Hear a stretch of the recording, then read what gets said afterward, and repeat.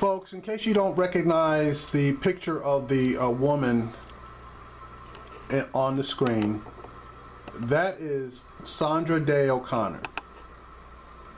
And she is, or was, the swing vote on the Supreme Court of the United States that created or upheld the Roe v. Wade law, which allowed women to legally obtain abortions. And honestly, she was going to vote against Roe v. Wade. But when it was pointed out to her that a woman's right to have an abortion is a given, and that a woman should be able to control her own body, she took that argument, I guess, to heart and decided that, yeah, that's right, you know, you shouldn't force a woman to carry a child against her will, especially in various situations such as rape, incest, yada, yada, yada. Now, I'm not a big proponent, actually, I'm not a proponent of abortion at all. But I'm also not a proponent of trying to enforce my thoughts, my mores on anybody else, especially if I'm not the one that's going to have to go through all of the pain, suffering, etc. that they obviously are going to have to go through. Now, I say that because the women in the state of Oklahoma having a problem. Now, it's not a major problem because a law has been created that is basically, when challenged, will be found to be unconstitutional. The law, state law, was introduced by Oklahoma Republican Representative Justin Humphrey. He sponsored a bill requiring women to get the written informed consent of the father of the fetus before terminating their pregnancy. Now note, I didn't say her husband, I said the father of the fetus. That in effect would knock out a tremendous number of women from being eligible to obtain an abortion if they chose to. Specifically, if the father of the fetus had raped the woman, or the woman was underage and there was incest involved, various other reasons. That in effect makes the woman merely a host and takes away her constitutional rights as far as having control of her body. Now, having a woman to seek an abortion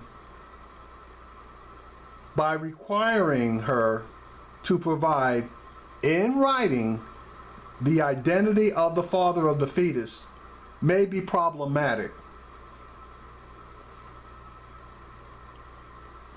You've heard of one-night stands. Some women may be a bit, let us just say, promiscuous. They just want to get a little bit here and there, and they may not be as discriminating with the number of partners that they choose, and that's up to them. This guy believes that one of the breakdowns in our society is that we exclude the man out of all types of decisions, and in particular this one. He gives lip service to the fact that he knows or feels that women understand that it's their body, but he believes that if you have sex, you are entering into a contract with your male partner. And part of that contract is any fruits of that union are his, or he has a right to any fruits of that union just as much as you do, so that he should have say so on whether you get rid of his portion of the fruits. The idea that this guy believes that a woman who is pregnant is merely a host is the only word that comes to mind is ridiculous.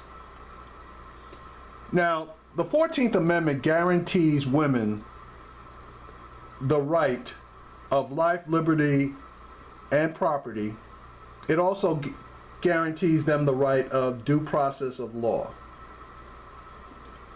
Now, there are certain facets of liberty that are so fundamental to individual autonomy that the state may not lawfully prescribe them at all.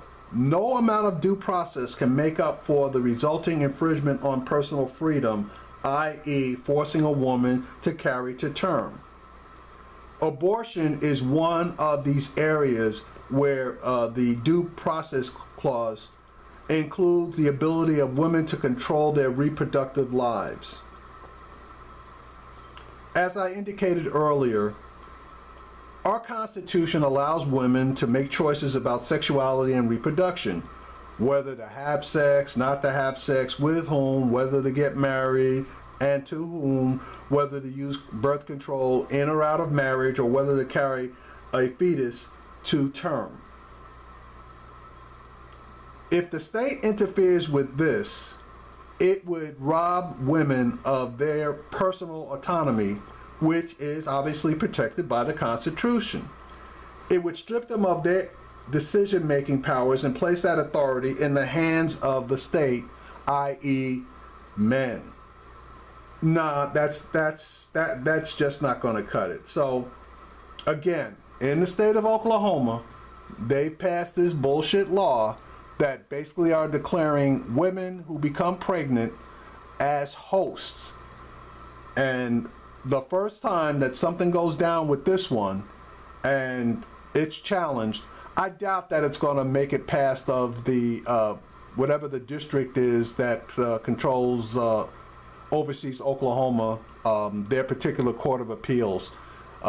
Anybody looking at this particular law with any kind of common sense would absolutely have to strike it down, vote against it, find against the state, and that's really the only way that we should be able to go on this one.